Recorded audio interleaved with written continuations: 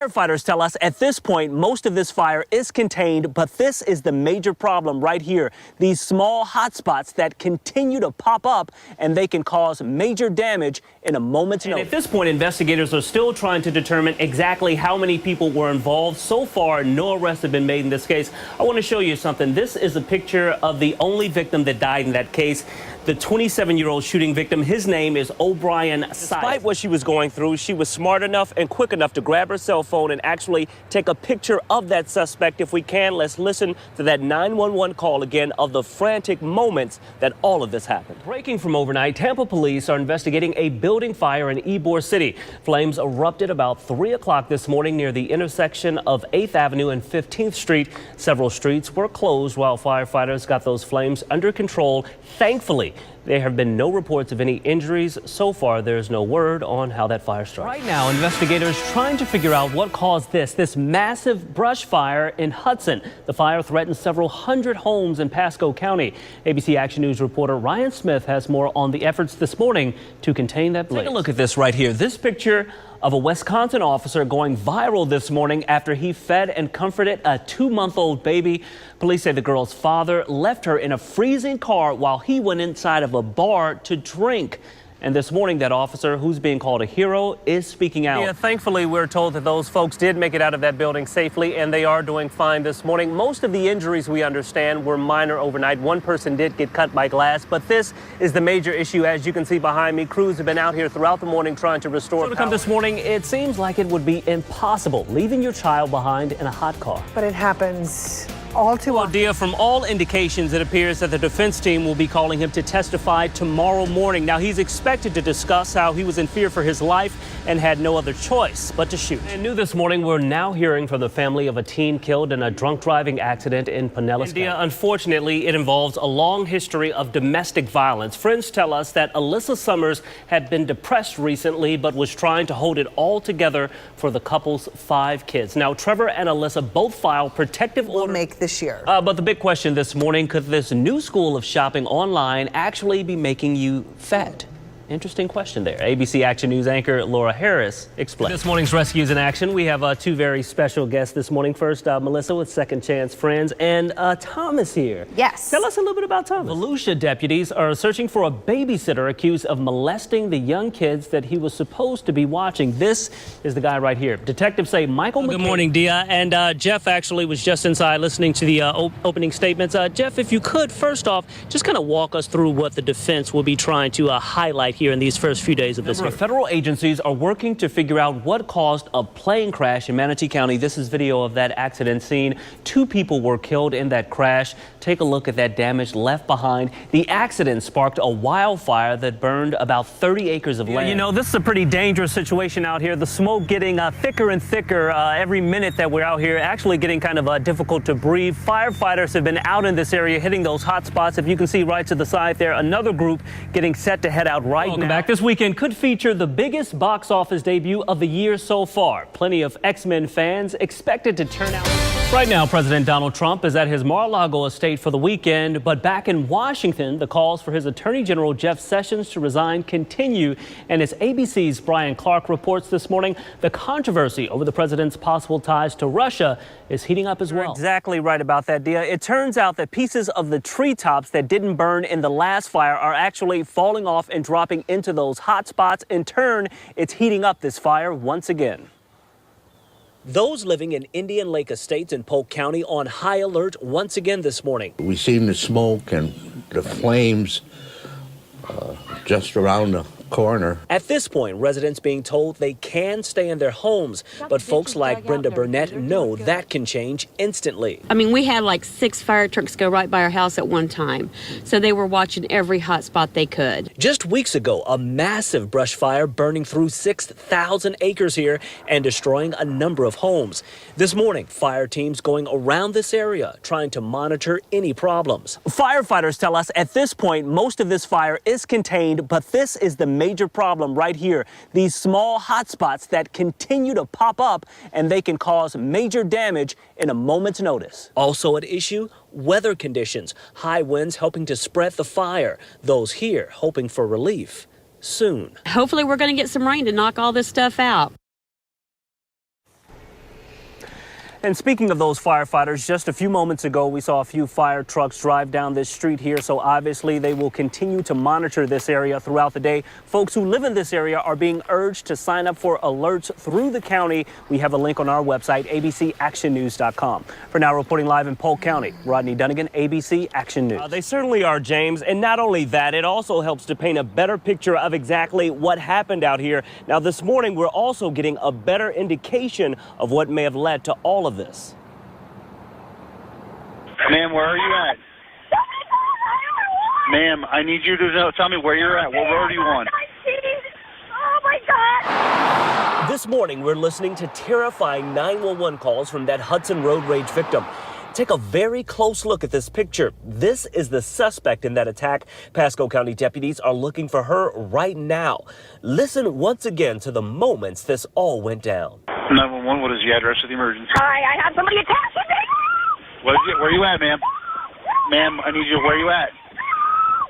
Ma'am, where are you at? Investigators say this all started when the suspect in this case believed that someone threw a bottle at her car. She jumped out and attacked. The victim in this case was quick enough and smart enough to pull out her cell phone and take a picture of the suspect. And that picture is the only real clue that deputies have to go on this morning. Pasco deputies hope by releasing this photo, someone with information will come forward.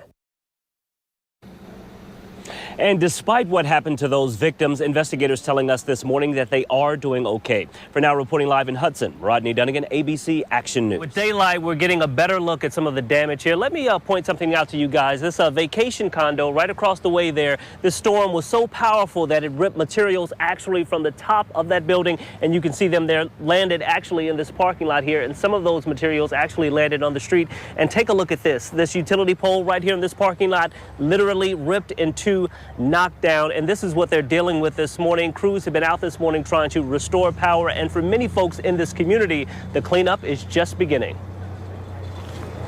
I don't know, maybe a little tornado came through. I don't know, because sometimes that happens here. Pretty hectic overnight for folks in Inglewood. Oh, I thought maybe just a power line was down. I was shocked. I woke up at 4:30. This morning, those here dealing with the aftermath of a severe storm overnight. Looks like a pretty devastating. Emergency responders telling us several people were hurt, mostly minor injuries. One person was cut by glass.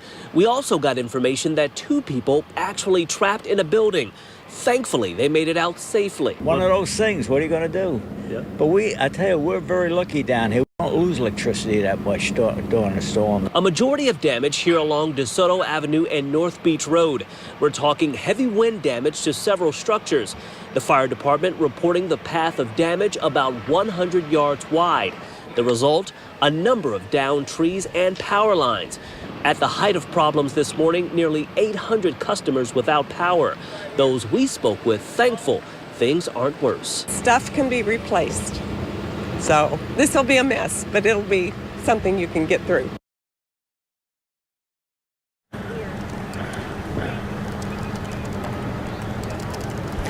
And of course, emergency officials will be out here throughout the morning assessing the damage and helping folks out who need it this morning. I want to point something out to you guys. This home right here, this is actually a vacation home. This couple here from out of town, they just got in town last night, spoke to the woman here. She says very frustrating, obviously, coming down here for vacation and having to deal with this, but they are thankful again that no one was hurt. Now, this home here has no power, and most of the homes here this morning have no power in this area. You can see the crews behind me trying to get things working. But this will definitely be a very active scene here throughout the morning and quite possibly throughout the day. For now, reporting live in Inglewood, Rodney Dunigan, ABC Action News. About 11 homes have been destroyed in this community. Firefighters have been going out, hitting hot spots throughout the night and this morning. In about 30 minutes, they'll be holding a press conference, giving us an update on the very latest on this case. And for right now, people who live in this community simply holding out hope that things will get better pretty soon. Well, thankfully, we've got all the help that the state can give us. Mike Allen trying to remain positive this morning, one of many living in the Polk County communities of Indian Lake Estates and River Ranch forced from their homes this week. It's not good. You know people that are involved. We know some people that lost sheds, people who had the fire go all the way around their house on all 4 sides, but they managed to save the house. But it's it's a scary thing. So far, 4,000 acres already destroyed. Those who live in River Ranch told they won't be allowed back until at least Monday. Also at issue, dangers on the road. Oh yeah, I couldn't see. That's why I'm all the way up front. It's because I couldn't see them, and then I had to hit my brakes pretty hard to get up, and that's why I'm all the way up at the front right now. Parts of State Road 60 and County Road 630 completely shut down this morning. Smoke from the fire making visibility nearly impossible. Oh, no. It's going to be a mess whenever they open it up. For Alan, his thoughts are with those directly in harm's way. And you really don't want to see your neighbors and stuff lose anything, and for sure you don't want to see somebody hurt.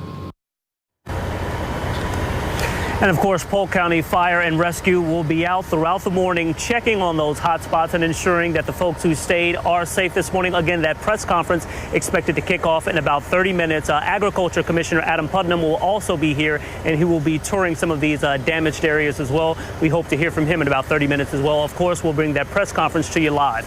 For now, reporting live in Polk County, Rodney Dunigan, ABC Action News. And you know, testimony in this case has been very emotional. This morning, we're expecting to hear from the wife of Curtis Reeves, as well as a theater employee who was inside the theater at the time of this shooting.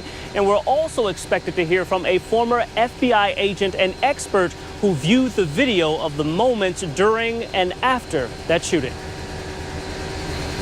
Expert insight expected this morning in the Curtis Reeves Stand Your Ground hearing.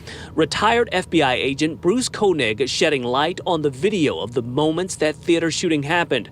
His testimony could be key, known for analyzing some of the most famous video and audio clips in history, like the JFK assassination and the Watergate tapes. The defense team for Curtis Reeves spent day one trying to prove the retired officer is simply an old man in failing health who felt his life was in danger in that movie theater when he shot Chad Olson. Reeves' daughter on the stand, emotional, describing her dad's health issues. But I can't put a time frame and say that on this date he couldn't tie his shoe, and I've seen that.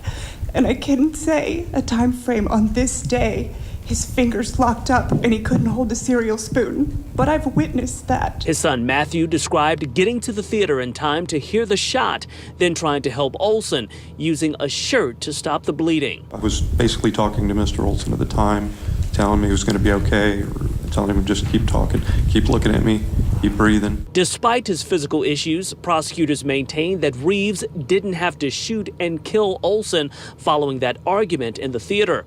Olson's widow also in court, sitting front row, listening closely to testimony. And the defense team for Curtis Reeves say that even if this hearing does not go their way, they do continue to fight in this case. In fact, our legal expert believes that this case could potentially stretch out for another year.